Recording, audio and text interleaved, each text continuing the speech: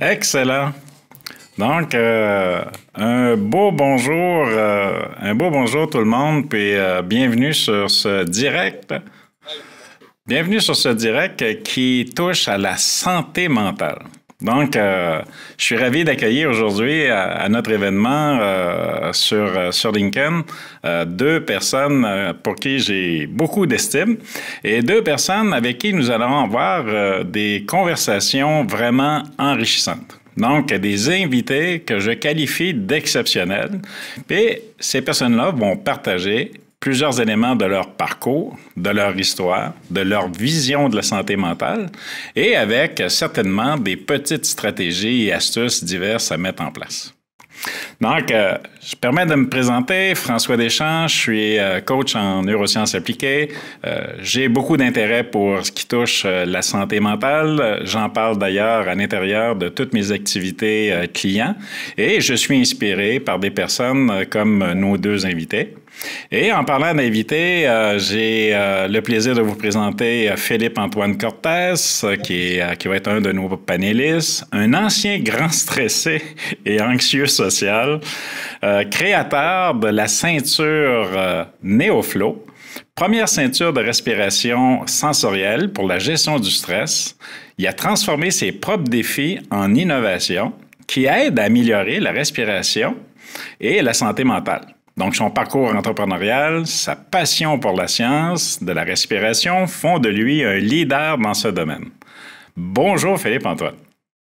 Bonjour François, bonjour Jean-François aussi. Merci beaucoup pour cette invitation. C'est un plaisir d'être avec vous pour échanger de santé mentale et vous partager mon parcours. Excellent, merci. Et notre deuxième invité, parce qu'aujourd'hui, nous allons fonctionner en trio, donc Jean-François Lacasse. Jean-François, avocat de profession, planificateur financier, il a roulé, comme on dit ici au Québec, sa bosse. Donc, il est le fondateur de M'aider, un mouvement d'entraide pour la santé mentale. Jean-François est conférencier également. Donc, après avoir vécu une dépression majeure en 2018 et pour reprendre ses termes, avoir connu un atterrissage forcé, il a quitté le milieu corporatif dans lequel il œuvrait pour se consacrer à sensibiliser les gens à la santé psychologique, la santé mentale. Aujourd'hui, il collabore avec plusieurs acteurs afin de promouvoir l'importance de prendre soin de soi à travers des inspirations, à travers des communications et des interventions inspirantes et des concepts innovants qu'on va certainement aborder aujourd'hui. Donc, bonjour Jean-François. Bonjour François, bonjour Philippe-Antoine, c'est un plaisir d'être là. Est-ce que tu as trouvé ma bio sur Wikipédia ou non? Je l'ai construite. Hey, t'es bon, t'es bon. Je commence à vous connaître un peu tous les deux, Oh, donc oui. je me suis permis. Et pour les personnes qui sont avec nous ce midi, de la façon dont on va fonctionner, je vais prendre un moment avec Philippe-Antoine et un autre moment avec Jean-François pour apprendre à mieux les connaître.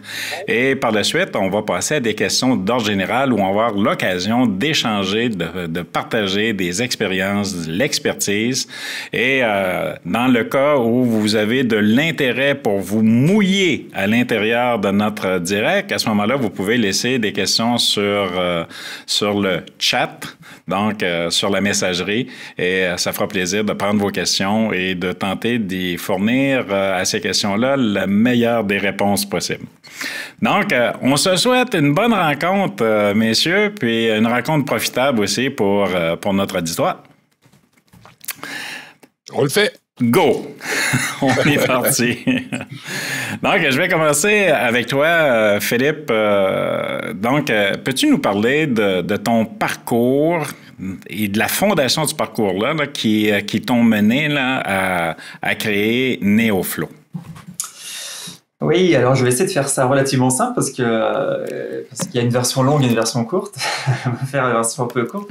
Mais en gros, en effet, je me considère, comme tu l'as dit, un peu comme un ancien grand stressé et anxieux social, même si il y a un côté où on est toujours un peu là d'où on vient.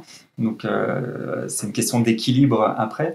Mais en gros, voilà, depuis l'enfance, j'ai toujours eu l'impression d'être très craintif. Les interactions sociales me génèrent beaucoup de peur intérieure. Les prises de parole en public ont toujours été très, très compliquées. Mais j'ai appris à compenser, à avoir mes mécanismes. J'ai fait des études, j'ai fait une école d'ingénieur. Le monde de la santé me passionnait. Du coup, après, je me suis spécialisé en tant qu'ingénieur biomédical. J'ai travaillé pendant 12 ans en tant que bon petit soldat dans un gros laboratoire américain qui s'appelle Abbott, où j'ai eu différents postes, mais j'ai eu l'occasion d'évoluer doucement mais sûrement, petit pas par petit pas, step by step, ce qui m'allait très très bien pour appréhender un peu de nouvelles zones, pour aller à mon propre rythme. Et après, j'ai profité d'un plan de départ volontaire, d'une restructuration au sein de cette entreprise pour essayer de tenter l'aventure ailleurs, en fait, pour me donner une nouvelle vie. À l'aube, c'était en 2020, pendant le Covid. Et en fait, à ces moments-là, dans cette reconversion professionnelle, il y a eu énormément de positifs, mais à la fois, il y a eu une chute quand j'ai dû recommencer à travailler. Une chute qui m'a mené en fait à prendre conscience de toutes mes problématiques, tout le stress, tout le passé un petit peu traumatique que j'avais laissé derrière moi, qui m'est revenu en pleine face. Et donc il a fallu le traiter, il a fallu le prendre en main, le prendre en charge. Et c'est ça qui m'a mené après, doucement mais sûrement, à l'aventure NeoFlow. Excellent. Puis dis-moi, on parle avec NeoFlow de méthodes de respiration. Puis il y a beaucoup de méthodes de respiration là, qui nous sont soumises de différents modèles. Tu peux-tu nous parler là, en quoi consiste la méthode de respiration lente et profonde, puis pourquoi c'est important de considérer de l'adopter? Oui, en effet, les techniques de respiration, il y en a beaucoup, beaucoup, beaucoup. Ce qui rend finalement les études et leur compréhension, les bénéfices attendus un peu complexes, difficiles à évaluer. Mais il y a une technique qui sort vraiment du lot et qui est étudiée en fait dans la plupart des études scientifiques. Donc c'est la technique de cohérence cardiaque, qui est en effet une technique de respiration lente et profonde, mais à un rythme qui va être de 6 respirations minutes.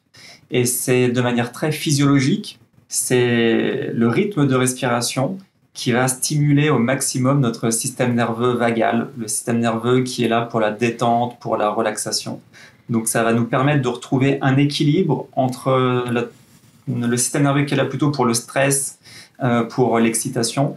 Ça va permettre en fait d'appuyer un peu sur la pédale de frein, de limiter l'activation de ce système nerveux qui est lié au stress et d'activer celui qui est là pour la détente, pour la relaxation. Donc ça, c'est une méthode de respiration qui est vraiment validée scientifiquement et c'est prouvé en effet que ça diminue l'hormone du stress qui s'appelle le cortisol. Excellent. Puis jumelé à ce que tu viens de nous présenter, de nous expliquer, comment est venue l'idée de développer NeoFlow?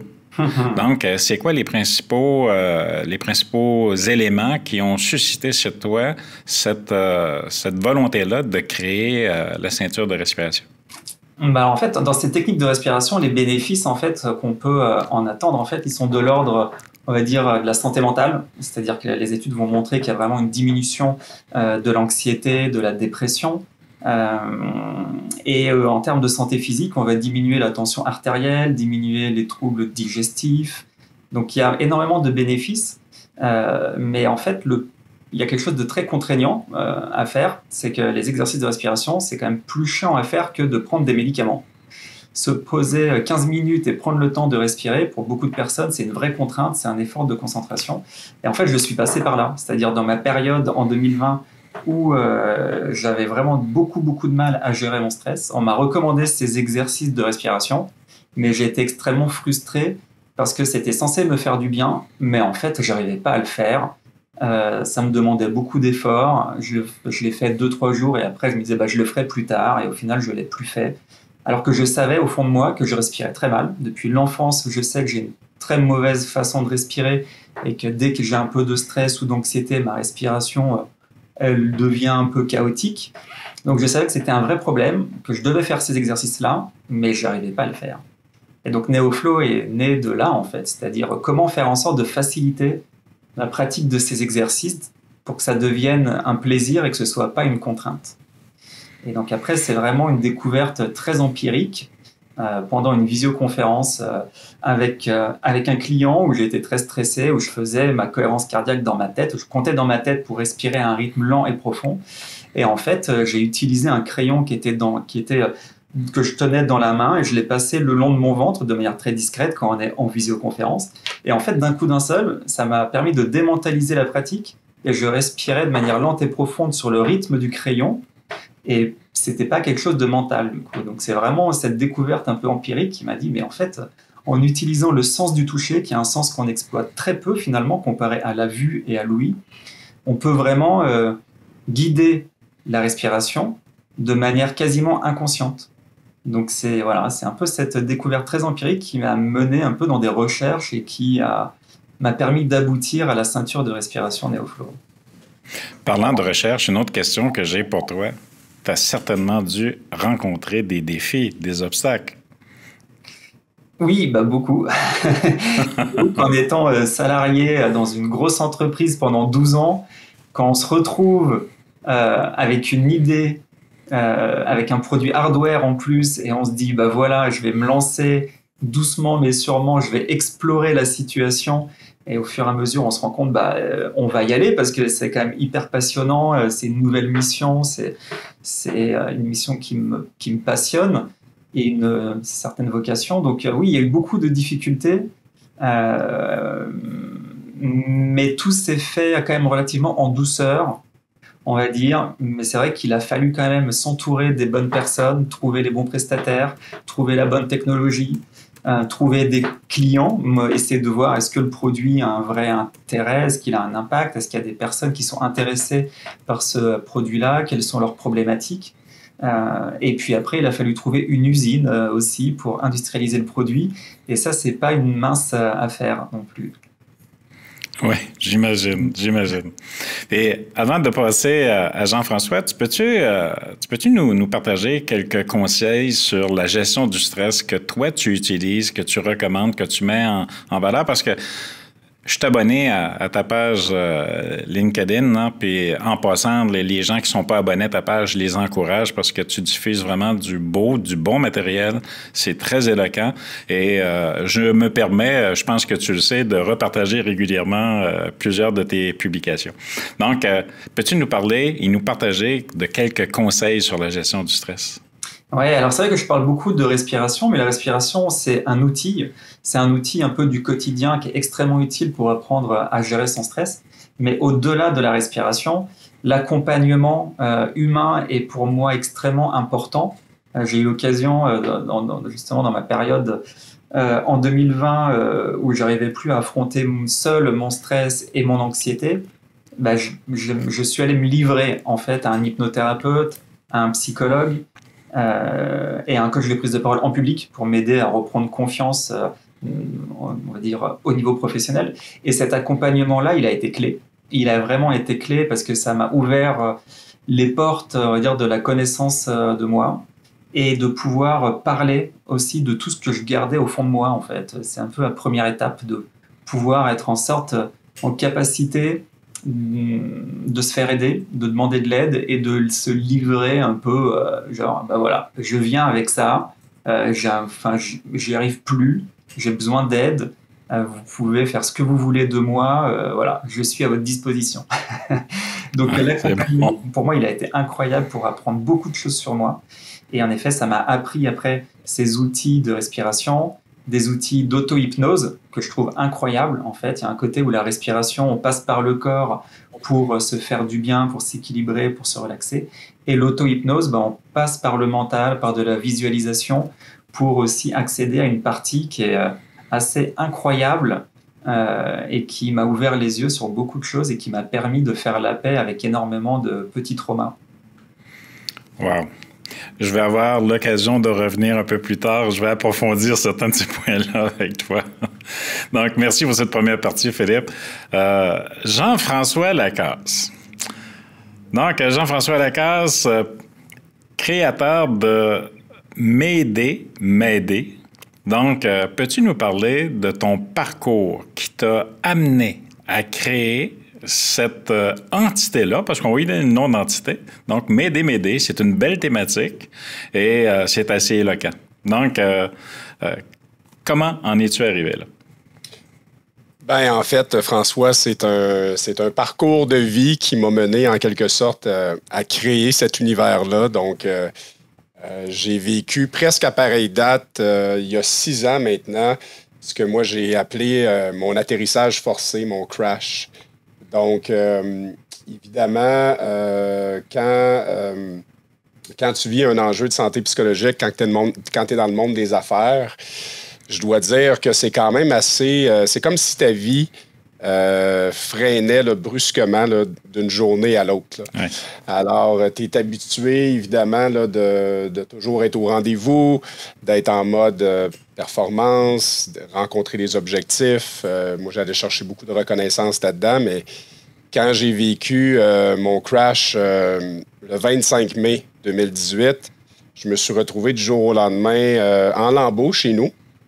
Et le temps que la médication fasse effet, etc., j'ai passé tout l'été en arrêt de travail. Et c'est là que j'ai réalisé que c'est pas nécessairement évident. Premièrement, la première chose que j'ai constaté, que c'est difficile de demander de l'aide. Moi, j'ai résisté là, vraiment là, jusqu'à la fin. Des fois, je dis que j'ai même négocié avec mon médecin de famille 2 journées de plus pour continuer à travailler en me disant « Ah, ça va peut-être finir par passer, ça va peut-être finir par passer », mais finalement, non.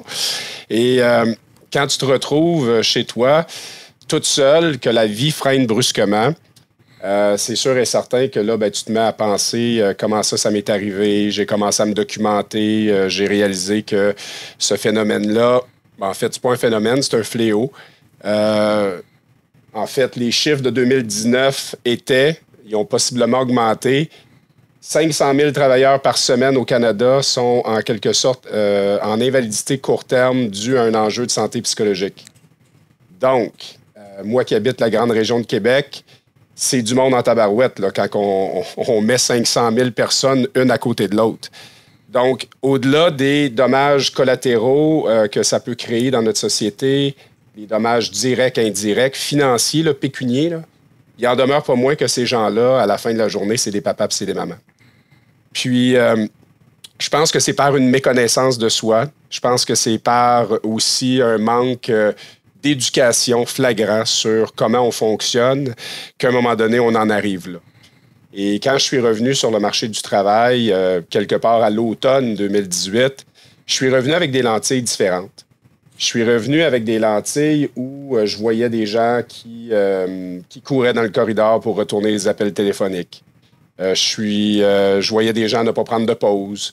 Je voyais des gens qui vivaient des moments difficiles au plan de vue personnel, mais qui étaient toujours au rendez-vous pour travailler, étaient toujours là pour lever la main. Et souvent, bien, malheureusement, ils ne mettaient pas leur masque oxygène en premier. Puis évidemment, quand je suis revenu aussi, j'avais pas peur d'avoir des discussions avec mes supérieurs sur ce que je voyais, c'est-à-dire par rapport à certains employés qui m'inquiétaient. Et je leur disais, ça serait peut-être bien de valider si telle ou telle personne va bien parce que j'ai constaté ceci, j'ai constaté cela. Puis, au début de l'année 2019, j'ai pris des vacances 2 semaines toute seule pour la première fois de ma vie. Et c'est là que j'ai été inspiré, en quelque sorte, de l'idée de m'aider, qui était très embryonnaire à l'époque. Mais j'ai commencé à faire des jeux de mots avec l'aviation pour décrire ce que je venais de vivre. Atterrissage forcé égale dépression. La valise, qu'est-ce que tu transportes? La tour de contrôle, tu es sur quelle fréquence? Puis, tu sais, les turbulences, le plan de vol / le plan de vie. Puis, ça me faisait beaucoup de bien de mettre ça par écrit. C'était même très thérapeutique. Et avec le temps, ces notes-là sont devenues une conférence que j'ai présentée pour la toute première fois à l'automne 2019. J'ai loué une salle, puis j'ai tout invité mon réseau personnel, professionnel, à venir écouter un planificateur financier qui parle d'aviation pour faire de la prévention, de la sensibilisation en matière de santé mentale. Et évidemment, j'avais beaucoup le sentiment d'imposteur, mais je dois dire que c'est plus de 275 billets qu'on a vendus. On a remis tout près de 4 000 $ à une fondation. Et ça a été là pour moi le déclic. Parce que je me suis dit, OK, quand je parle de ça, quand j'utilise ces analogies-là, je viens en quelque sorte déconstruire le tabou Et les gens venaient me voir puis ils me disaient, tu sais, moi aussi, je connais quelqu'un à qui c'est arrivé. Ça m'est moi-même arrivé. Et je me reconnais beaucoup à travers ton histoire. Donc, je me suis dit, OK, et si j'allais dans les entreprises maintenant, parler un brin de mon histoire, puis d'exposer ces concepts-là qui m'aident encore au quotidien, parce que moi, je pilote, oui, mes rêves, mes projets, mes aspirations, mais je pilote surtout ma santé psychologique. Et évidemment, aujourd'hui, ben, je parcours les petites, les moyennes, les grandes organisations pour amener un discours positif à l'égard de la santé psychologique à l'intérieur de nos organisations. C'est sexy et c'est cool de parler de santé mentale. C'est même inspirant de parler de santé mentale. Et ça, moi, je le vis au quotidien. Je ne donne pas des conférences à tous les jours, là, mais vous comprendrez que quand je rencontre les gens puis que je les expose à l'univers de M'aider, ce qui est fascinant, c'est qu'ils vont s'approprier le langage, puis ils ne verront plus la santé mentale ni l'importance d'en prendre soin de la même façon. En parlant de l'univers, Jean-François, en parlant de l'univers de M'aider, là, c'est quoi les principaux? Parce que je comprends là, que tu as beaucoup d'impact et d'influence là où tu passes. Tu ne laisses pas les gens indifférents. Je le sais, je t'ai vu à quelques reprises. Mais quels ont été pour toi les principaux défis pour mettre en place, pour mettre en valeur M'aider, ta thématique et ton sujet? Ben écoute, le principal défi, je pense que ça a été moi-même, dans le sens que quitter le monde des affaires, devenir conférencier, parler d'un sujet qui est peut-être pas... tu sais, quand on regarde ce qui est fait dans notre industrie, c'est qu'on va parler beaucoup de mindset, on va parler beaucoup de performance, on va parler beaucoup de vendre, motiver, inspirer, injecter les gens au Red Bull d'une certaine façon pour être en mesure d'en faire plus. Puis, évidemment, le principal défi, c'est d'amener les entreprises à réaliser que de faire intervenir une personne comme moi, il y a définitivement un retour sur l'investissement. Puis, je pense que c'est ça le principal défi, c'est que c'est tellement, comment je pourrais dire, c'est difficile de voir l'impact positif que ça peut avoir à court terme, alors que, on le sait très bien, là, dans un contexte de rareté de main-d'œuvre, dans un contexte où il y a une personne sur deux qui vit une forme d'enjeu ou de détresse psychologique, même si on n'aime pas le mot détresse psychologique, là, c'est quand même ça les faits. Là. Ça veut dire qu'il y a des gens qui rentrent blessés au travail.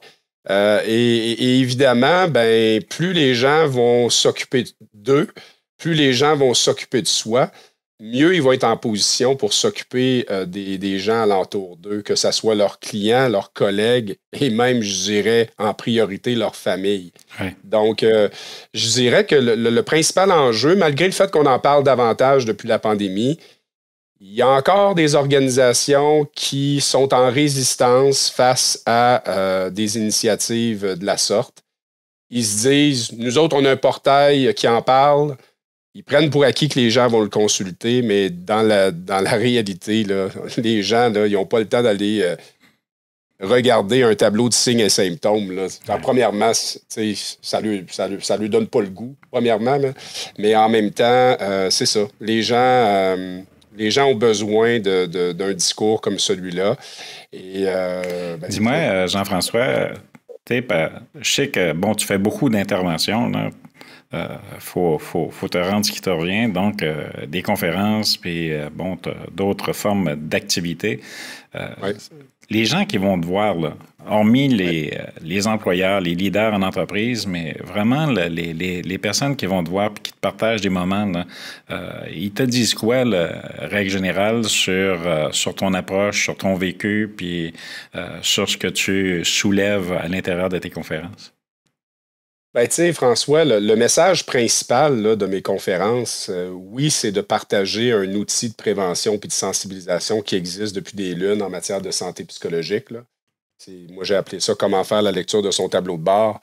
Mais outre ça, je dirais qu'en grande majorité, les gens sont heureux de prendre un moment dans une vie qui roule à vitesse grand V, là, sont contents de prendre un moment pour eux.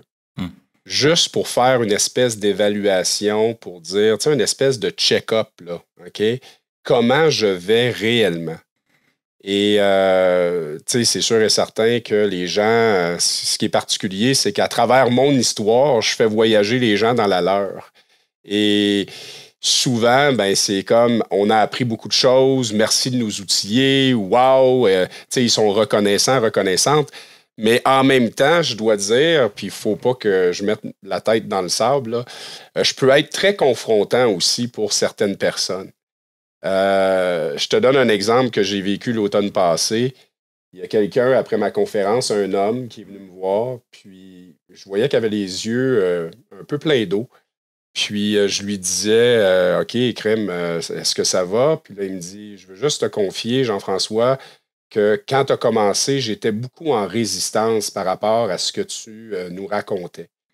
Et je tiens à m'excuser pour ça parce que plus ça allait, plus je me suis décroisé les bras. Puis je dois te dire qu'un de mes meilleurs amis la semaine passée s'est enlevé la vie. Et s'il avait vu ta conférence, possiblement qu'il serait encore parmi nous aujourd'hui. Donc, c'est sûr et certain que j'ai rarement ce type de commentaire-là, mais ça va jusque-là. Parce que j'expose ce que moi j'ai vécu, en fait, d'une façon, c'est pas mélodramatique, là. On en parle pendant 7-8 minutes, là. Mais après ça, on tombe dans le concret. Comment tu devrais, en quelque sorte, tu sais, c'est important de prendre du temps pour toi. C'est important de faire preuve d'égoïsme sain.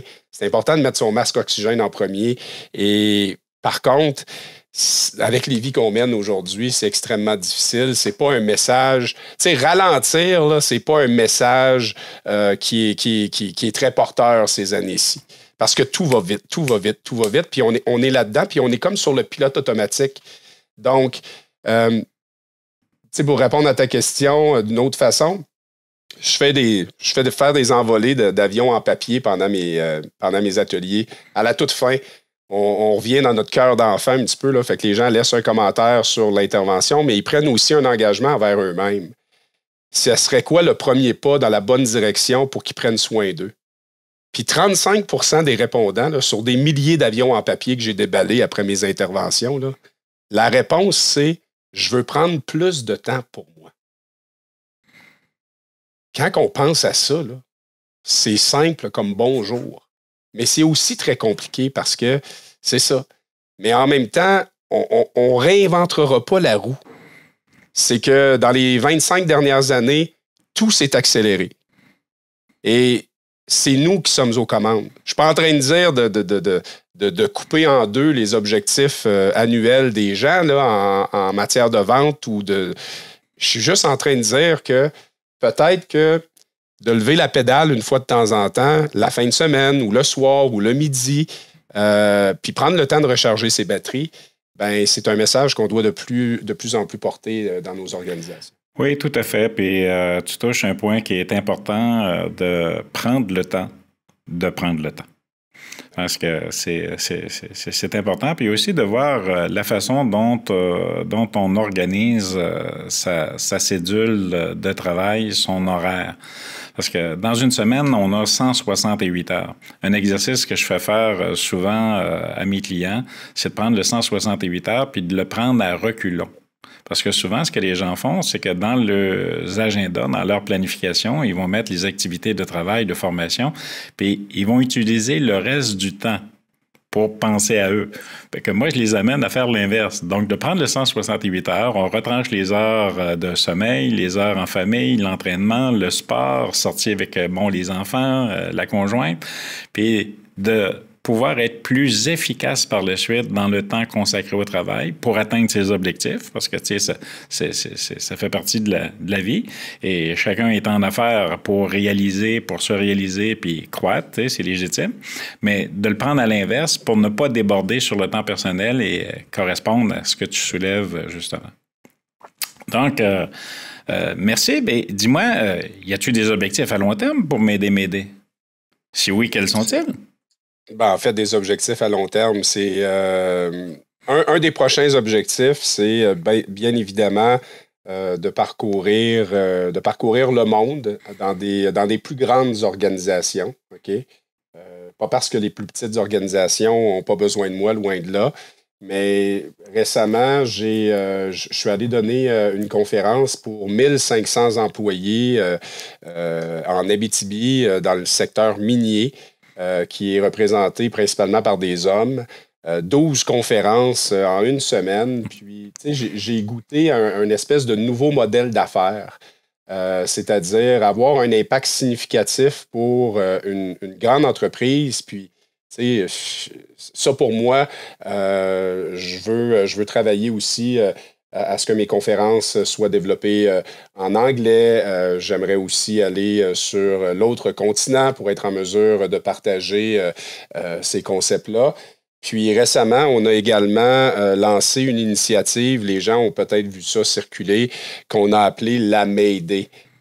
C'est un autre jeu de mots parce que Mayday, c'est un signal de détresse en aviation. L'autre Mayday, c'est pour entraide. Comment je peux m'aider pour éviter autant que possible un Mayday? Ouais. Donc, j'ai fait un autre jeu de mots avec MAI, qui est le mois de mai, D, qui est la journée. Et notre objectif à travers cette initiative-là, c'est d'amasser 8 millions de dollars pour supporter des fondations qui prennent bien soin de nous. Ça peut paraître très audacieux, mais un rêve, ça n'a pas de date d'expiration. Pour la première édition, sans même avoir été exposé là, aux médias traditionnels, juste en utilisant les réseaux sociaux, on a amassé 18 343 dollars. Wow. Puis, évidemment, ben, ça va être de poursuivre dans cette veine-là au cours des prochaines années parce que, au-delà du fait que la santé mentale, c'est important dans notre société, le bénévolat, l'entraide, la coopération, la collaboration, c'est aussi ultra important.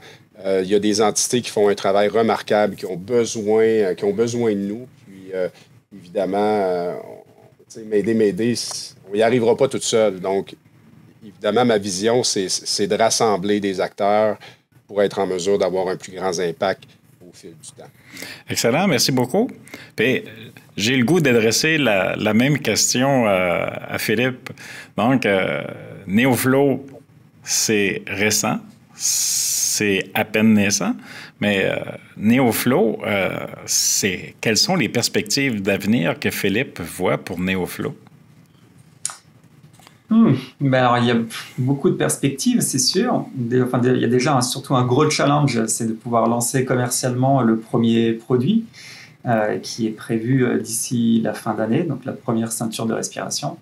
Et après, en effet, c'est un point de départ parce qu'il y a beaucoup d'idées après pour une deuxième version de produit, en tout cas. Mais en effet, je pense qu'il y a vraiment un moyen d'apporter des technologies qui permettent de faciliter donc, la pratique de ces exercices, mais également d'apporter du suivi, de faire un peu de tracking pour évaluer les bénéfices sur la santé physiologique, sur la santé mentale. Donc, en effet, il y a pas mal de perspectives. Je vais d'abord m'attaquer au marché francophone, en tout cas, d'ici la fin d'année, début d'année prochaine. Mais le marché européen et le marché nord-américain anglophone m'intéressent aussi beaucoup. Donc, il y a des perspectives de grandeur. Et voilà, en tout cas, j'y vais doucement mais sûrement. J'essaie de ne pas brûler les étapes. C'est bien de voir grand, mais après, je me rends compte avec le temps écoulé que tout avance lentement. Et donc voilà, il y a de belles... Bon, puis qui sait, on va peut-être te retrouver, toi et Jean-François, ensemble sur la même scène ou encore dans des interventions jumelées. Ben, ce serait on ne sait jamais. Tout est possible. C'est extrêmement complémentaire, en tout cas. Enfin, je veux dire, le parcours de Jean-François est à la fois extrêmement inspirant parce que il est très différent du mien, même si on parle de santé mentale. Mais c'est vrai que là, il y a entre l'épuisement professionnel qui arrive parce qu'il y a une charge de travail qui ne s'arrête pas et on n'arrive pas à prendre du recul, on continue, on force et on compense. C'est clairement un mal du siècle, quoi. On veut toujours en faire plus, on veut faire nos preuves, on a du mal à appuyer sur le frein. Donc oui, c'est clairement un parcours extrêmement inspirant et le mien est aussi complémentaire, on va dire, parce que moi finalement, j'ai pas l'impression d'avoir fait de burn-out Mais par contre, je porte un trouble anxieux, un fort stress depuis l'enfance, mais qui m'a accompagné pendant aussi tout mon parcours professionnel. J'ai compensé beaucoup, beaucoup, beaucoup. J'ai pas eu l'impression d'avoir fait de burn-out, mais finalement, on en est venu à peu près au même tous les deux. C'est-à-dire qu'à un moment, il a fallu dire stop, regarder un peu dans quel état est-ce qu'on était intérieurement et de faire un point et de se dire que on peut plus avancer comme ça. Donc en effet, je pense qu'on porte, avec deux parcours différents, on porte un peu la même cause, essayer d'aider les gens qui prennent conscience aussi que de temps en temps, il faut savoir s'équilibrer, il faut savoir dire stop, il faut savoir faire des pauses. Mais après, comment faire? En tout cas, voilà, il y a besoin d'éducation, il y a besoin d'accompagnement, il y a besoin d'outils. La santé mentale, c'est extrêmement complexe. Donc, en effet, on a besoin de tous ces acteurs-là. Effectivement, vous êtes très complémentaires l'un l'autre et également, mais ça amène une autre question parce que je vais vous la poser d'ailleurs à tous les deux, là, cette question-là, c'est que vous auriez pu concrètement trouver un moyen de pouvoir vous sortir d'une situation, d'un comportement, qui est issu par le parcours que vous nous avez partagé tantôt, mais vous avez fait le choix d'aller vers les gens, vers le public. Donc, qu'est-ce qui a conditionné chez vous je vais t'adresser la question d'abord, Jean-François, mais qu'est-ce qui a conditionné chez toi de penser à toi, mais de penser aux autres aussi? Écoute, moi, quand j'ai vécu mon crash, j'ai recommencé à lire des livres, j'ai recommencé à vouloir apprendre. J'avais cessé d'apprendre. Je me rends compte que j'avais cessé d'apprendre avec le temps.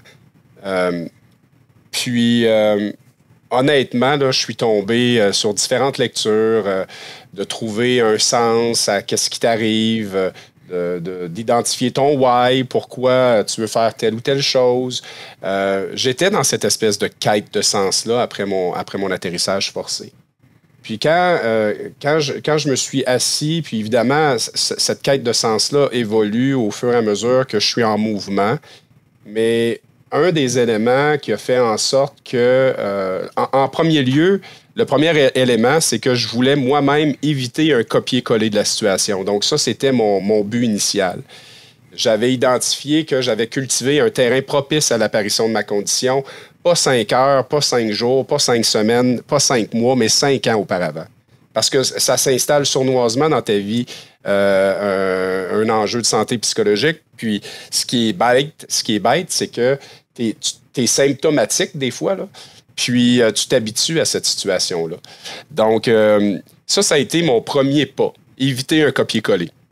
Ensuite, je suis allé un petit peu plus en profondeur. Quand j'ai commencé à regarder mon enfance, je me rends compte que j'avais reproduit exactement le même modèle. C'est-à-dire que mon père a vécu des atterrissages forcés au cours de sa vie. C'était pas un sujet qu'on abordait à la table de cuisine. Moi, j'ai dû même procéder à l'arrestation de mon père pour qu'on puisse lui prodiguer des bons soins. Qu'est-ce que je veux dire par là? C'est qu'il a fallu qu'on aille chercher un ordre de la cour parce qu'il allait vraiment pas bien à une certaine période de sa vie. Et l'engagement profond que j'ai pris, c'est que dorénavant, dans ma lignée familiale, la santé mentale ne sera plus jamais un sujet tabou.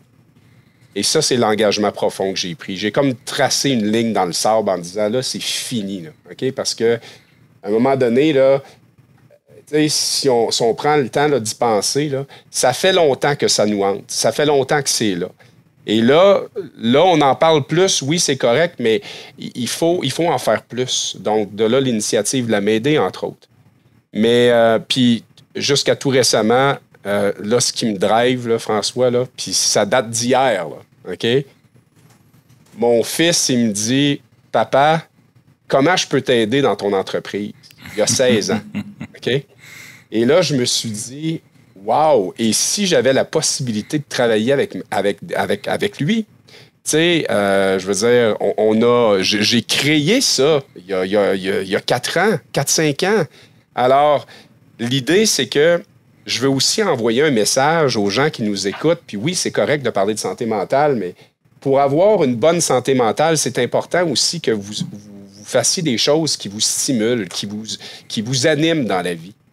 Et nos enfants nous regardent. Nos enfants, c'est des éponges. Alors, il faut les inspirer, il faut les éduquer, il faut aussi... Tu sais, moi, quand je le regarde dans le blanc des yeux, mon gars, c'est que je veux pas qu'une telle situation lui arrive, qu'il fasse vivre ça à ses proches, à son tour. Mais là, en même temps, tu sais, la troisième guerre, là, disons ça comme ça, là, c'est vraiment... Je rêve d'apporter ça vraiment à un autre niveau pour être en mesure de bâtir une entreprise familiale parce que c'est ça. Fait que tout est un peu interconnecté. Moi, la famille est vraiment à la base de mon initiative. Merci beaucoup. Et en ce qui te concerne, Philippe, sur la même question, donc, c'était quoi le moment ou l'événement déclencheur chez toi pour aller non seulement répondre à un besoin viscéral puis légitime de Philippe de soulager sa santé mentale, sa santé physique, mais d'aller vers les gens. C'était quoi l'événement ou l'élément déclencheur? L'élément déclencheur, je l'ai un petit peu raconté tout à l'heure, c'est un peu ce moment où j'ai l'impression d'avoir trouvé une solution pour moi, une solution qui pourrait vraiment m'aider à faire en sorte de prendre soin de moi avec ces exercices de respiration, me dire waouh, je mets le doigt sur quelque chose. Je sais que pour moi c'est un vrai problème, la respiration. Et donc en creusant, je me rends compte qu'en effet il manque énormément de solutions, qu'on entend beaucoup parler d'exercices de respiration, que c'est hyper facile à recommander, tout le monde le recommande, on trouve plein d'exercices, mais en fait personne n'arrive à le faire au quotidien avec suffisamment de durée et de régularité pour vraiment transformer sa manière de respirer et transformer finalement son potentiel. Et ça, je me suis dit, mais vraiment, c'est vraiment dommage, quoi, parce que c'est une technique, ok, on peut l'utiliser quand on est un peu stressé, pendant 5 minutes, ça va nous faire du bien, mais il y a un vrai pouvoir transformateur. Et donc, en effet, moi, c'était en lisant ces publications scientifiques, je me rends compte qu'en effet, il y a vraiment des bénéfices, il y a une science derrière.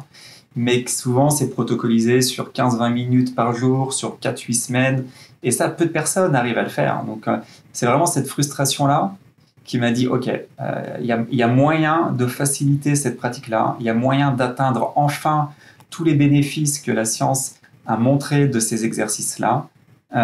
Let's go.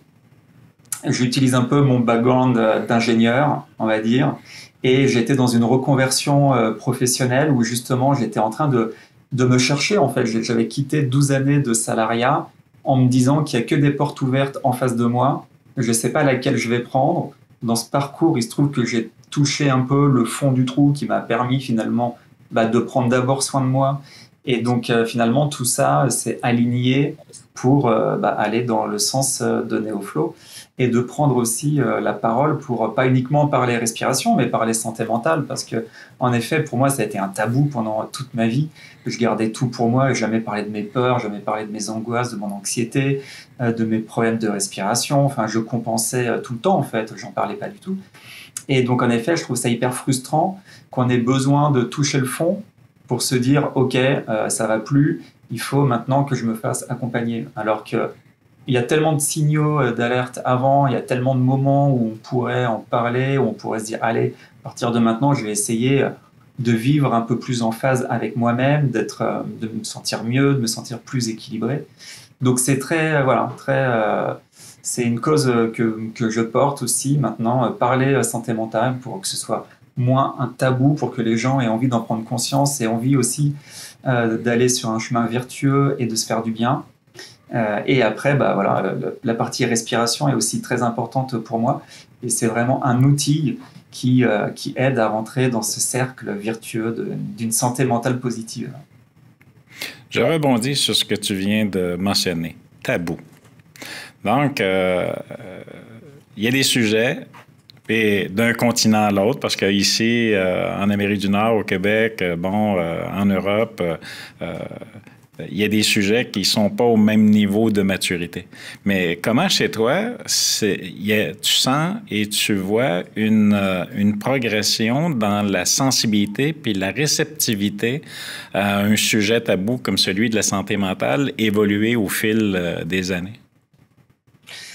J'ai l'impression que, enfin oui, ça avance dans le bon sens. On sent qu'en plus, il y a eu le Covid qui est passé par là, donc la santé mentale, ça a été vraiment un vrai sujet en fait. Euh, on a peut-être un peu l'impression aussi qu'on a beaucoup parlé santé mentale post-Covid et que maintenant les gens en ont un petit peu marre. Parler santé mentale, ouais, c'est bon, on en a assez. Il y a un côté où, en effet, il faut aussi, enfin, pas forcément être trop psychoté sur la santé mentale et à un moment donné juste vivre, quoi, prendre le temps de vivre, mais réussir à être équilibré. Mais en effet, il y a, je pense, encore beaucoup de personnes qui ont besoin d'être sensibilisées à ça et ça avance doucement, doucement, doucement. Mais surtout, c'est aussi extrêmement complexe parce que, alors, il y a des politiques qui sont en jeu. Il y a énormément de spécialités aussi qui sont au cœur de la santé mentale, des disciplines qui sont médicales, mais pas que du médical. Il y a du non médicamenteux, il y a des thérapeutes, il y a des coachs. Ça fait appel à énormément de professions et on a l'impression que ça avance doucement en fait, que le fait que ce soit multidisciplinaire, ça peut parfois être perturbant pour beaucoup de personnes parce que mine de rien, quand on prend en compte sa santé mentale, eh ben, c'est pas juste une discipline qui va avoir la solution, c'est un mélange de tout. Donc il faut réussir à harmoniser aussi, je pense, toutes ces disciplines-là et que tout le monde prêche en tout cas dans la bonne direction, qui est en tout cas direction d'une santé mentale positive, comme je le disais. Mais ça avance doucement, oui, je pense que ça avance doucement. Mais après, je pense que c'est aussi très biaisé parce qu'à la base, moi, je viens d'un univers où on n'en parlait pas du tout, du tout. Maintenant, je suis dans un monde où on en parle beaucoup, avec beaucoup de thérapeutes, beaucoup de coachs. Donc parfois, j'ai l'impression d'être un petit peu biaisé parce que je pense qu'il y a dans des milieux professionnels, et Jean-François doit le voir ça encore très très bien, c'est encore extrêmement tabou, on n'en parle pas du tout. Et malgré les efforts qu'on peut faire, ça avance sûrement trop lentement. Effectivement, puis tu fais bien de retourner vers Jean-François parce que vous êtes avec une genre de clientèle, si je peux m'exprimer ici, là, qui est différent, un milieu qui est différent. De ton côté, Jean-François, là, ce sujet-là de tabou, OK? Puis, bon, tu as de l'expérience, t'as plongé, tu as fait un atterrissage forcé, comme tu le mentionnes, tu travailles beaucoup en entreprise. Tu parlais tantôt, entre autres, de l'industrie minière. Donc, tu sais, c'est pas lié au réseau de la santé comme le milieu où a pu évoluer Philippe et d'autres personnes. Donc, ce sujet-là, le tabou, comment il se présente chez toi à l'intérieur de tes perceptions sur l'évolution et la réceptivité des gens par rapport à la santé mentale ici au Québec? Ben, tu sais, le pouvoir des mots, là, c'est tellement important, là. Puis, tu sais, à force de marteler que c'est un sujet tabou, j'ai l'impression qu'on gonfle le tabou. OK? Donc, je pense qu'à un moment donné, il faut tout simplement voir ça autrement. Puis, tu sais, on a vu plein de nouveaux termes apparaître dans les dernières années. On dirait qu'on veut pas, tu sais, je veux dire, on a peur du mot santé mentale. C'est un peu weird. En fait que on n'a pas ce défi-là avec la santé physique. Mais, tu sais, l'affaire, c'est qu'on est on est tous différents, mais on est aussi tous faits pareil. Ce que je veux dire par là, c'est que on a nos émotions, on a des symptômes, on a des choses qu'on peut en quelque sorte détecter assez facilement sans tomber là, dans quelque chose qui est ultra complexe là, au niveau de la maladie mentale notamment, où ce qu'on doit vraiment faire affaire avec des gens qui vont poser un diagnostic. On parle vraiment là, de la santé psychologique. Comment entretenir une saine santé psychologique qui fait peut-être plus référence à une espèce d'équilibre de vie. Donc, à partir du moment où on vient un peu déconstruire tout ça, moi, j'utilise une expression dans mon jargon, c'est, tu sais, check tes lumières. C'est une espèce de comment ça va, où les gens, avec 11 questions, là, sont capables de savoir si leur santé psychologique est en déclin ou non. OK? Honnêtement, là, d'une façon très simple, puis je veux pas que ça ait l'air utopique, là, mais si tout le monde faisait cet exercice-là, ne serait-ce qu'une fois par mois, déjà, ça serait un énorme pas dans la bonne direction. Les gens ne connaissent pas que cet outil-là existe. Les gens n'ont pas vraiment de plaisir à faire cet exercice-là. Fait que, tu sais, moi, le fait d'amener ça comme t'es un pilote d'avion, est-ce que tu perds de l'altitude, tu maintiens ton altitude ou tu prends de l'altitude? Et Et quand je dis qu'on est tous pareils, c'est que moi, je fais cet exercice-là depuis plus de 2 ans maintenant, François, puis j'en ai des lumières d'allumées, moi aussi, là, comme ambassadeur en santé mentale, comme conférencier. Moi, là, je suis pas tout le temps dans le vert, là. J'en ai des petites lumières qui allument. Mais là, maintenant, j'en suis conscient. Et ce qui est le fun, c'est qu'à partir du moment où cet outil-là est intégré, ben là, tu es capable de voir les lumières qui sont allumées chez les autres. Donc, tu peux engager une conversation. Tu peux, à la limite, juste dire à la personne, je te vois, je t'entends, je te comprends. Maintenant, applique les stratégies qui sont suggérées sur l'outil. Et les stratégies, c'est aussi simple que en parler avec une personne de confiance, consulter son programme d'aide aux employés, ralentir, se reposer, identifier les difficultés.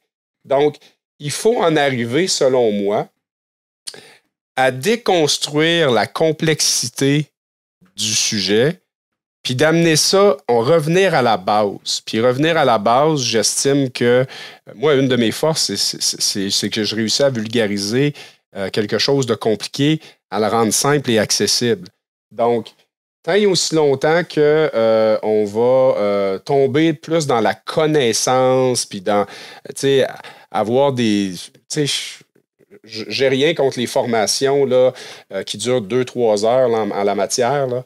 Mais la population en général, là, ce qu'elle a d'abord et avant tout de besoin, là, c'est quelque chose de simple qu'ils peuvent appliquer dès maintenant, à tous les jours. Et c'est la force de l'outil, là, dans le fond, là, qu'on a là, en arrière-scène. Là.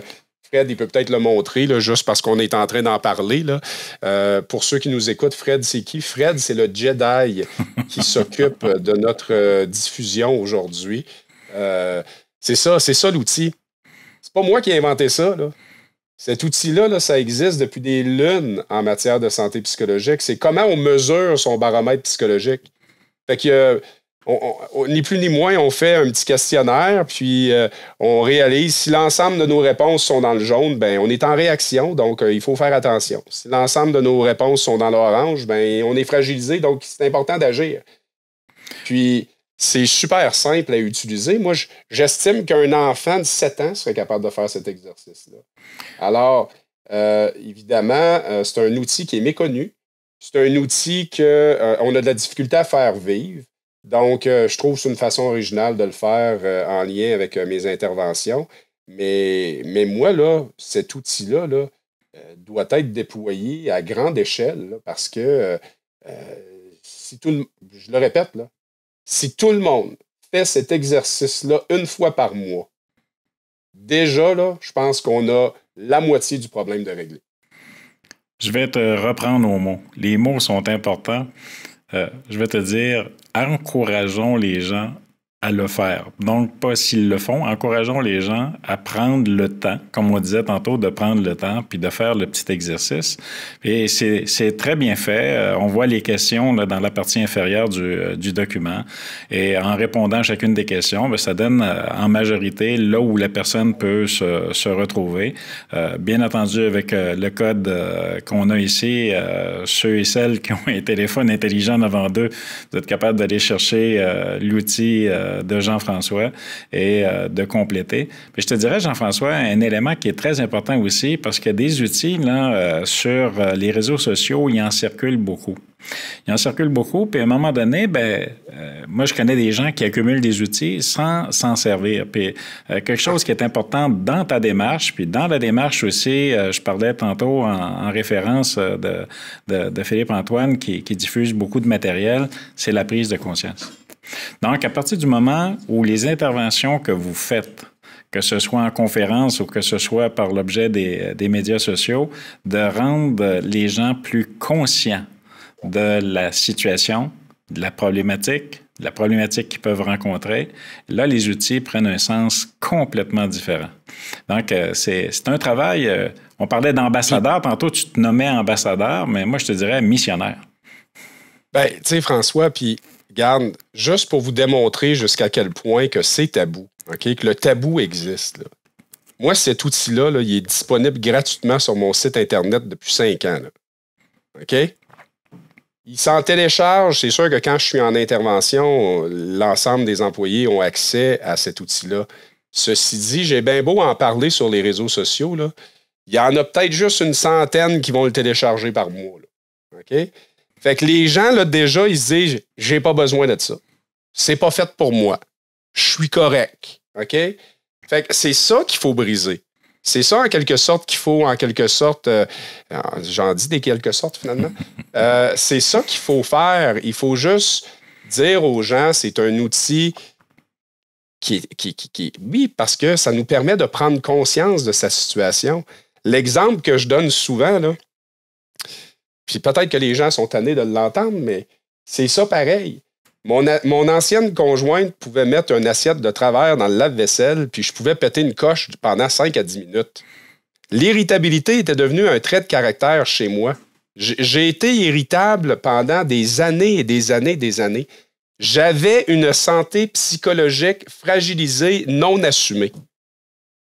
Et ça s'est empiré avec le temps. Donc, c'est ça le continuum. Ce document-là, là, ta lumière est verte, elle devient jaune, elle peut devenir orange, puis elle peut devenir rouge très rapidement. Alors, l'idée, c'est un coup que tu fais l'exercice, ben, comment tu fais pour te ramener dans une zone de couleur qui est plus en santé? Donc, c'est un exercice, c'est pas un outil d'autodiagnostic, c'est un outil d'autogestion.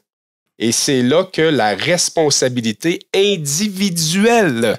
Okay? On parle beaucoup de responsabilité partagée aujourd'hui.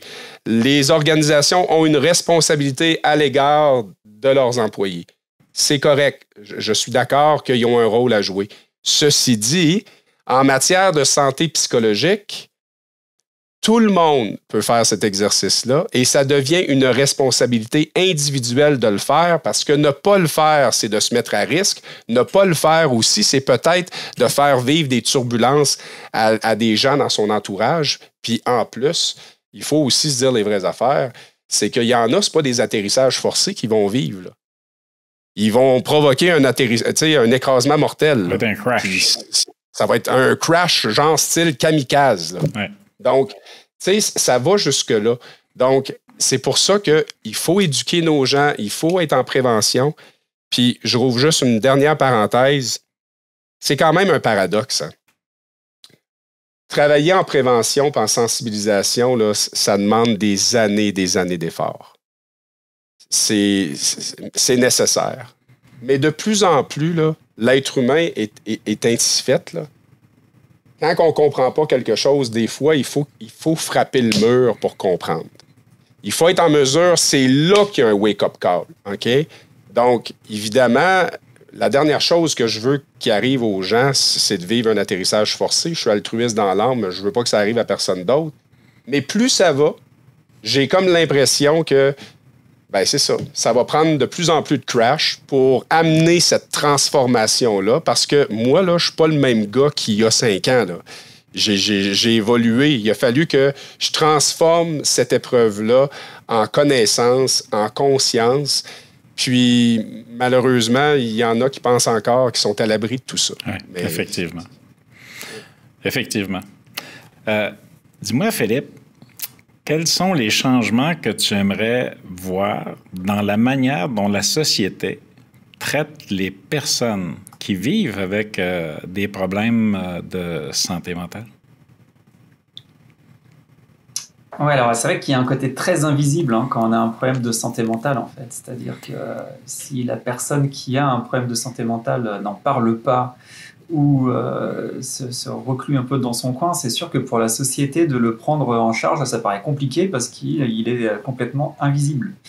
Mais en effet, je pense que c'est dans l'éducation, le fait d'en parler, comme dit Jean-François, le fait d'avoir des personnes dans l'entourage, des personnes qui ont des soucis en santé mentale, le fait de pouvoir identifier que cette personne-là, elle est peut-être dans le rouge et de pouvoir en parler, de lever les tabous, ça clairement, c'est top en fait. C'est-à-dire qu'on ne peut pas compter que sur des personnes qui sont dans une douleur de lever la main et de parler, mais c'est vraiment les personnes qui sont dans leur entourage à un moment de prendre les devants et de dire « Attends, j'ai l'impression que toi, en ce moment, il y a un truc qui ne va pas. » on peut en parler librement, je ne demande pas juste si ça va et tu me réponds ça va.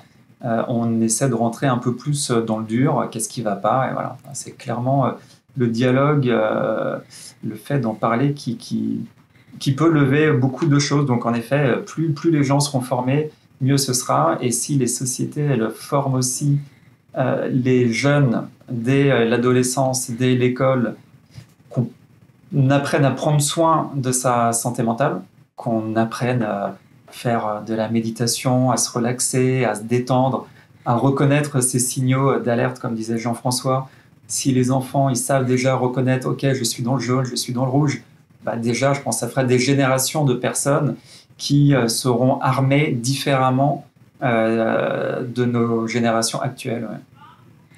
Oui, très bien. Puis, je reviens toujours sans faire de comparaison entre l'Amérique et l'Europe, mais de ton côté, Jean-François, sur la même question, qu'est-ce que tu aimerais voir, qu'est-ce que tu souhaiterais au niveau de changement dans la société en lien avec les personnes qui connaissent de façon peut-être inconnue, parce que certains ne sont pas sensibilisés puis ils ne savent pas qu'ils sont vulnérables. Donc, qu'est-ce que tu aimerais voir comme changement? Qu'est-ce que j'aimerais voir comme changement? En fait, j'aimerais voir, honnêtement, un changement drastique, rapide, parce que, oui, il y a beaucoup de choses qui se font de bien en matière de santé mentale, mais oublions pas que faut pas que ça dure un quart de siècle. Là. Moi, ce que je veux là, que ça arrive, là, c'est dans la prochaine décennie là, qu'on voit vraiment un changement. Ce que j'aimerais voir, c'est que des acteurs puissent être en mesure de travailler ensemble pour être en mesure, c'est ça, de créer un mouvement positif à l'égard de ce sujet-là, au plan de vue provincial, national, même mondial. Pourquoi? Parce que c'est une pandémie invisible présentement. Et je trouve que ce discours-là, il n'est pas suffisamment dit. Il faut reconnaître que c'est un enjeu. Il faut reconnaître qu'on doit mettre... Tu sais, encore là, on ne peut pas injecter tant de sous que ça. Les organisations, la plupart, sont à bout de ressources pour justement déployer des nouveaux projets. Donc, c'est pour ça que j'ai créé la Mayday pour être en mesure de les appuyer davantage. Moi le changement là, que je veux y voir, là, c'est qu'il y a urgence d'agir. C'est pas juste « Ah, on a un blog sur notre portail de santé, sécurité, et on prend pour acquis que les gens vont aller consulter ça pour se sensibiliser. » Non, il faut en parler régulièrement, pas une fois de temps en temps. Tu sais, puis je pense pas que les gens sont tannés d'en entendre parler. Au contraire. Donc, tu sais, moi, je pense qu'il y a une urgence d'agir et c'est pour ça que je suis aussi engagé dans ce que je fais. Puis j'aimerais voir un petit peu plus de changement aussi au niveau des entreprises qui ont peut-être pas encore eu le courage ou l'audace de faire une initiative en matière de santé psychologique. Là, ils n'auront pas le choix tantôt parce que la loi là, de la CNESST est déjà en vigueur. Là, donc, on prend ça au sérieux, mais encore là, c'est lent. OK? C'est lent. On dirait qu'on a peur de trop en parler pour, je sais pas, pour que les gens se découragent ou qu'ils aient l'impression qu'ils sont en train de frapper le mur. Non. On est tous pareils. On a toute une santé mentale présentement là, qui est fragilisée dans un air post-pandémique. On a des lumières d'allumées. Tous les trois ici, là, notre tableau de bord donne des résultats différents. Mais il y a une chose qui est sûre, par contre, c'est que si on fait l'exercice, je pense qu'on est capable de provoquer ce changement-là plus rapidement. Ouais. Oui, puis la CNESST, pour ceux qui ne connaissent pas, donc il y a des acronymes, des acronymes du côté francophone. outre-mer qui sont différents. Donc, c'est la commission gouvernementale, c'est un organisme gouvernemental qui s'assure de la santé, du bien-être des personnes qui sont au travail. Donc, santé et sécurité au travail. Donc, ceci étant dit... merci, François. Merci. Parce que je voyais les yeux de Philippe s'agrandir comme ça. Ouais. Qu'est-ce que c'est ça? C'est un nouveau mouvement national au Québec. Donc, mais ceci étant dit, vous parlez toutes les deux beaucoup de prendre le temps d'auto-soin.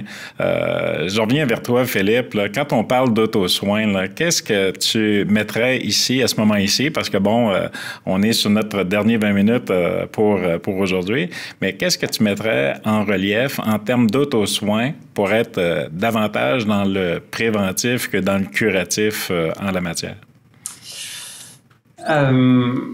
Ouais, là encore, c'est toujours un peu les mêmes choses, hein, mais c'est du bon sens, je pense. Mais déjà, en effet, une fois qu'on a cette prise de conscience que là, on est un petit peu dans le rouge, et ben, c'est justement de sortir, d'aller marcher, de faire un peu de sport, de respirer, d'aller voir des amis, de bien manger, d'essayer de faire une meilleure nuit de sommeil. C'est beaucoup de bon sens, en fait. Pour faire retomber la pression, pour trouver cet équilibre-là, c'est faire des choses qui nous font du bien, quoi. Donc ça passe par bien manger, par faire de l'activité physique et par du lien social. Oui, puis également, je pense que avec la couleur de mes cheveux, j'ai peut-être un petit peu plus de maturité de mon côté. Mais j'ai vécu beaucoup la période des années 70, dans les années 1970, où la cadence sur le marché du travail, le type de travail était complètement différent d'aujourd'hui. Puis là, je ne veux pas faire des comparaisons entre époques, là. Mais à l'époque, moi, ce que je voyais, il y avait beaucoup de problèmes au niveau musculo-squelettique. Donc, des fractures, bon, il y avait des gens qui avaient des tendinites, bursites et autres. Et aujourd'hui, avec la cadence qui régit le monde du travail en général, c'est de la rapidité, c'est beaucoup de technologie. La technologie à sa place, là, je la démolis pas. De composer avec ça, donc on est dans un modèle où, je reprends la fameuse analogie de la marmite puis du crapaud, donc où on se retrouve par exemple avec un batracien qui est à 100 froid, on le met dans un beau grand chaudron d'eau bien froide et on le met sur un élément chauffant. Donc le crapaud, la grenouille, dans l'élément froid, il va être bien. Sauf que l'eau à température très douce, sur l'élément chauffant, va se réchauffer progressivement et devenir de plus en plus chaude au point où il va perdre ses facultés de pouvoir sauter en bas de la marmite et de cuire dedans. Donc, ce que j'amène ici, là, c'est, puis quand vous parlez d'auto-soin, de prendre le temps, de prendre conscience, je pense que c'est de faire attention que la cadence sur le marché du travail, la rapidité à laquelle les marchés, la technologie, les situations évoluent, de prendre ce temps-là de réflexion, de conscience pour éviter que la température de l'eau dépasse son point d'ébullition puis que je reste dedans. Donc, c'est des bons apports, messieurs. Puis ça me faisait penser à cette histoire-là. Il fallait que je la partage. Mais faites pas l'exercice parce que ça pourrait fonctionner. Je vous invite pas à cuire des grenouilles et des crapauds. Dis-moi, Jean-François, quels sont les principaux éléments, là, les principaux aspects de la santé mentale que tu penses que les gens devraient prendre en considération? Là? Tu sais, tu parlais de tes lumières rouges tantôt, là, mais quels sont les principaux points, là, si on en nomme 2, 3, là, qu'ils devraient prendre en considération là, pour penser à eux? Je ne suis pas sûr, je comprends bien ta question, François. Tu veux dire... Prioriser, en termes de priorité. Là. Tu sais, quels seraient les signaux d'alarme? Là, parce que là, c'est sûr que c'est pas tout le monde qui est allé voir ton document de référence. Là, mais quels sont les principaux points de référence? Attends un peu, là, il se passe quelque chose. Là. Bien, les principaux, un des principaux signaux, c'est la présence d'irritabilité, de colère. Ça, c'est sûr et certain là, que d'entrée de jeu. Là, tu sais, être irritable, puis après ça, 3 minutes après, puis t'es bien correct, c'est pas si grave. Mais si t'es toujours irritable, si c'est un trait de caractère, si tu ressens de la colère pour des niaiseries, c'est déjà un signe qu'on doit prendre en considération. Ensuite, c'est sûr et certain que tout ce qui a rapport avec le niveau d'énergie puis le niveau de rendement aussi au travail, tu sais, mine de rien, si on a toujours le sentiment d'être surchargé, si on procrastine, si on a l'impression, en quelque sorte, là, d'être toujours être débordé puis que ça amène presque une piètre performance, c'est aussi quelque chose qu'il faut être attentif. Puis, tu sais, je veux dire, c'est simple aussi. Comment tu dors? Est-ce que tu dors trop? Est-ce que tu dors pas assez? Comment tu te réveilles le matin? C'est quoi le niveau de ta batterie? Je veux dire, tu sais, même évaluer ses contacts sociaux, évaluer sa consommation d'alcool. Moi, avant mon atterrissage forcé, là, je dormais mal, je m'isolais, j'avais des pertes de mémoire. Je sentais que... Mais par contre, j'étais très performant au travail. Ça, c'est assez particulier. C'est que moi, là, j'étais considéré comme une machine.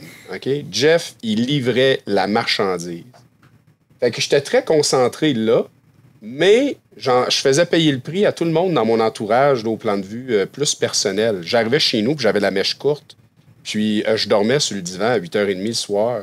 J'avais pas d'énergie pour faire des choses. Puis, tu sais, fait que c'est ça qui est le fun avec le document parce qu'on a plein de catégories et on s'auto-évalue d'une certaine façon. Puis, mais je dirais qu'un des éléments au niveau de l'auto-soin qui serait pertinent, là, c'est d'enlever le sentiment de culpabilité, OK, quand on prend le temps de se reposer et quand on prend le temps de s'occuper de soi. Parce que ça, là, on le vit tous, là. Qu'est-ce que je fais au spa après-midi? J'ai 35 courriels dans ma boîte courriel. J'ai l'impression que je devrais plus être au travail que plutôt de m'occuper de moi. En fin de semaine, prendre un café, lire un bon livre, prendre un bain de soleil. Ouais, mais là, j'ai la pelouse à faire au chalet. Il y a plein de pissenlits. Tu sais, on maudit qu'on est toujours en train de courir puis on est toujours en train de mettre la barre haute. Moi, depuis que j'accepte de me sacrer la paix, excuse-moi l'expression, et, regarde, on parlait de respiration tantôt, mais moi, je fais des siestes hypnotiques. Okay? J'ai découvert ça sur YouTube. Ça me fait du bien. Puis peut-être que ça te fait pas de bien à toi, François, mais moi, en l'espace de 20 minutes, là, je vais m'étendre. Je vais mettre cette méditation-là dans mes oreilles, puis je vais m'endormir. Puis après ça, après 20 minutes, je me réveille, puis je suis plus énergisé, plus focusé. Crème. Je faisais pas ça, moi, avant, dans la vie, là. Fait que l'idée, c'est, trouvez-vous aussi des outils qui vont fonctionner pour vous, parce que ma boîte à outils à moi, c'est peut-être pas, tu sais, courir. Il y en a qui font des marathons, puis là, tout le monde est dans performance, puis il faut courir, puis il faut se mettre en forme. C'est pas fait pour tout le monde, la course, là. Alors, trouvez-vous quelque chose qui vous fait triper. Moi, jouer au golf, ça me fait triper. Même s'il y en a qui n'appellent pas ça un sport, c'est bon pour ma santé mentale. Je prends une petite Coors Light avec des amis, avec ma blonde, le soleil, parce qu'il n'y a rien de mal à ça, là, prendre une petite Coors Light, là, c'est bon. Des fois, être entre amis, vous me suivez? Fait que trouvez qu'est-ce qui vous fait du bien, puis faites-en plus, puis checkez vos lumières. C'est bon. Puis, n'oubliez pas de prendre une petite Coors Light. Ah, ben là, Philippe-Antoine, est-ce qu'une Coors Light, avez-vous ça? Aucune idée de ce que ça veut dire. Aucune idée, encore. Je suis vraiment désolé. Vous parlez de langue bizarre. Je suis convaincu que tu connais la Coors Light. Mais dis-moi, Philippe, je sais que tu collabores avec des coachs, des thérapeutes, des psychothérapeutes, puis je crois dans une précédente discussion ensemble où vous avez eu l'occasion de tester la ceinture NeoFlow. Donc, peux-tu nous partager une expérience concluante dans une situation où la ceinture a été utilisée soit par toi ou soit encore par thérapeute et coach, là, puis que ça a vraiment donné des résultats, là, disons, au-delà des attentes et des espérances? Oui, alors pour l'instant, la ceinture, en fait, c'est vraiment 2-3 prototypes sortis d'usine. Donc pour l'instant, je ne les ai pas laissés à des personnes qui l'utilisent sur la durée. Pour l'instant, il n'y a que moi qui la teste, qui l'utilise quasiment tous les jours. Mais j'ai eu l'occasion, en tout cas, de participer à un salon il n'y a pas très longtemps. Et donc là, pour le coup, c'est pas un retour d'expérience de thérapeute, mais c'est un retour d'expérience d'une famille. Ils sont venus me voir sur le stand, interpellés par les messages de respiration, de stress, de détente. Et donc, je leur parle de ce que je fais, de la ceinture de respiration. Et donc, la mère de famille, en regardant son fils, qui devait avoir à peu près 15 ans, 16 ans, elle me dit, bah oui, sa psychologue lui a recommandé de faire des exercices de respiration. Il essaie d'en faire de temps en temps sur mon téléphone portable, mais il n'y arrive pas trop, c'est pas simple. Du coup, c'est vrai qu'il a un peu de mal à le faire, alors que sa psychologue lui recommande vraiment, parce que voilà, il avait vraiment un problème d'anxiété. Et donc, en effet, plus ça arrive jeune, en plus on a envie de dire, bah oui, il faut vraiment essayer de trouver une solution, parce que c'est maintenant que tout se joue, en plus. Donc, je lui ai fait tester la ceinture, et c'était génial de voir, en fait, dans ses yeux, en mode, mais c'est hyper simple, quoi. C'est hyper simple de respirer sur le rythme que donne la ceinture avec ce ressenti tactile. C'est pas mental, ça court-circuite le côté mental, et du coup, on le fait de manière très, très intuitive. Et donc, ça se voyait sur son visage, il était tout content d'arriver à le faire, sans que ce soit un effort. Et du coup, le côté hyper content, son sourire, s'est retranscrit aussi sur sa mère, en fait, qui était hyper contente de voir que, waouh, il y a une solution pour son fils, il y a une solution pour qu'il arrive à faire ces exercices, parce qu'en effet, comme je le disais tout à l'heure, c'est très simple à recommander. Beaucoup de thérapeutes les recommandent, mais le problème, c'est qu'après, dans le suivi, dans l'accompagnement, au quotidien, on manque de solutions. Donc, en effet, ce cas-là, j'ai trouvé ça génial parce que ça touche un jeune et on a directement vu avec sa mère qu'il y avait un réel, qu'il y avait une certaine joie. Et les thérapeutes, en effet, alors j'en ai fait tester à beaucoup, il y a beaucoup de thérapeutes, des psychologues, des psychiatres, des sophrologues, même à des pneumologues, à des cardiologues, à beaucoup de professions. Et la mission, en tout cas, que j'ai avec cette ceinture-là, elle est vraiment accomplie, en fait. C'est que ça facilite vraiment. C'est une aide qui fait que, voilà, on va pratiquer enfin des exercices de respiration avec du plaisir et non pas en se disant « il faut que je fasse mes exercices, mais je n'ai pas du tout envie de le faire, ça me saoule de prendre ces 15 minutes ». Donc voilà, c'est un peu ces retours que je peux... Excellent, c'est très pertinent, très pertinent. Avant d'aller plus loin, sur le chat, sur la messagerie, vous pouvez déposer vos questions, vos commentaires. D'ici la fin de notre rencontre, de notre direct, on pourra répondre à quelques questions. Et j'ai déjà Frédéric qui fait un job incroyable de répondre à des personnes qui demandent où trouver le fameux questionnaire. Donc, Frédéric a déjà répondu. Jean-François, t'as pas... Frédéric, c'est un Jedi. Un pro. Un Jedi. Un pro. Ouais. Maintenant, je reste avec toi, Philippe. OK, là, tu nous as parlé d'une sortie. Quand, où et comment les gens qui nous écoutent peuvent aspirer à avoir sous leurs mains une ceinture NeoFlow. Donc, il y a un lancement, il y a une disponibilité qui va arriver quand? Exactement, ça arrive. On va refaire des précommandes à partir du mois de septembre. Et on aura nos premières livraisons en octobre-novembre. Donc, avant la fin d'année, on va pouvoir livrer déjà les personnes qui ont précommandé. On va pouvoir livrer aussi notre tout premier distributeur. Et on aura aussi quelques unités, une centaine ou un peu plus d'unités pour des précommandes à partir du mois de septembre. Donc, il faut... et pour les personnes qui sont intéressées, en tout cas, il faut vous inscrire sur le site de NeoFlow, neoflow.co. Et sinon, me suivre sur LinkedIn ou sur Instagram, où en effet, je communique beaucoup et où je vais forcément annoncer la phase de lancement commercial. Excellent. Donc, on te suit de très près pour la suite des choses et la disponibilité et bien entendu pour profiter de ton expertise, des conseils de par tes publications. Et là, j'adresse une question à Jean-François Lacasse. C'est bien beau d'avoir un outil pour être capable de checker ses lumières. En français, on dit surveiller ses lumières. Donc, mais comment on fait pour rejoindre Jean-François? Puis, tu sais, il y a des gens ici au Québec, peut-être des gens aussi à l'outre-mer qui aimeraient ça te voir arriver, débarquer en Europe et aller faire quelques conférences. Donc, on fait comment pour te rejoindre? Puis, parler, échanger avec toi, chercher des conseils et pourquoi pas demander. J'étais pour dire coller la shot et demander des disponibilités à Jean-François pour faire une conférence, parce que les conférences, tu peux en faire virtuelles aussi. Oui, et puis c'est aussi quelque chose, en fait, qui me distingue, là, dans le sens que, oui, c'est le fun d'être en présentiel. Par contre, je dirais que le 2/3 de mes interventions sont encore en virtuel. J'ai un studio à la maison, je suis bien équipé. On peut rencontrer, je pense, mon record en ligne, là, c'est entre 600 et 700 personnes.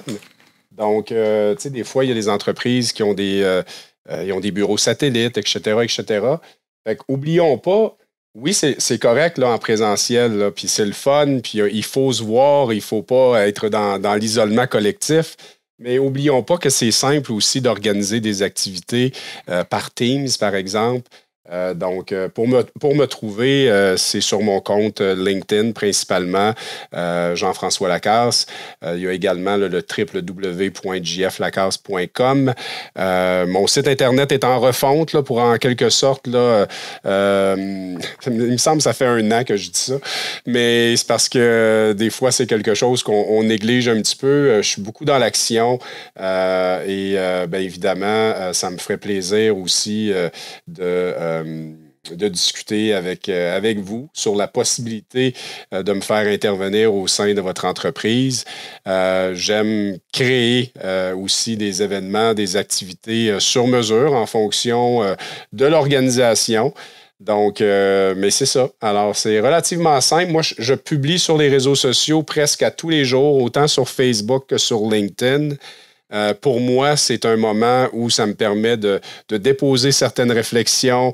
Évidemment, vous m'accompagnez aussi là, dans certaines interventions. J'aime que les gens puissent avoir accès aux témoignages que je reçois suite à mes conférences, ateliers. Donc, c'est ça. Site Internet, LinkedIn ou Facebook, sous le nom de Jean-François Lacasse. C'est ça. Alors, ça me fait plaisir de vous accompagner dans une activité innovante, rafraîchissante, inspirante, tout en parlant d'un sujet qui est primordial. Excellent. Et dites-moi, messieurs, on est sur le dernier droit, là, quelques minutes à peine. Est-ce qu'il y a un sujet ou une question ou un point qu'on n'a pas discuté aujourd'hui puis que vous trouvez pertinent de partager avec notre auditoire? Tu sais, je vais commencer avec toi, Philippe. S'il y avait un mot pour clore cette rencontre-là sur le direct, là, un mot ou un mot avec des S, là. Ouais. Un mot TS, OK, ce serait quoi? Mais il y a un côté où j'avais envie de rebondir tout à l'heure sur ce que disait Jean-François, où ça va toujours extrêmement vite, on ne prend pas le temps de ralentir. Il y a un côté aussi où, pour beaucoup de personnes, le vide fait peur. Où quand on se retrouve à rien faire, en fait, ça nous fait tellement peur qu'on préfère faire plein de choses. Parce qu'on n'est pas à l'aise avec le fait que notre cerveau, il est libre de cogiter plein de pensées négatives parce qu'on ne sait pas comment faire pour les tourner en pensées positives. On n'a pas les armes, on n'a pas les outils. Donc il y a aussi ce côté-là, je pense, qui est un frein à beaucoup de personnes. Et donc j'ai envie de dire de ne pas avoir peur de s'écouter, même si ça peut faire très très peur. Mais c'est surtout du coup de se faire accompagner par des personnes qui vont nous aider à nous écouter et à faire en sorte que ça devienne du positif et que ça devienne un plaisir de se poser, de rien faire, de faire des siestes hypnotiques, qu'on ne soit pas envahi par de l'angoisse, par de l'anxiété en fait. Donc ouais, je dirais de ne pas avoir peur de s'écouter et de ne pas avoir peur de se faire accompagner, clairement. Très bien. Et de ton côté, Jean-François, est-ce qu'il y a un point, un sujet ou encore un élément sur lequel tu aimerais rebondir ou dire « Ouais, ça, là, je pense qu'on pourrait rajouter cet élément-là dessus. »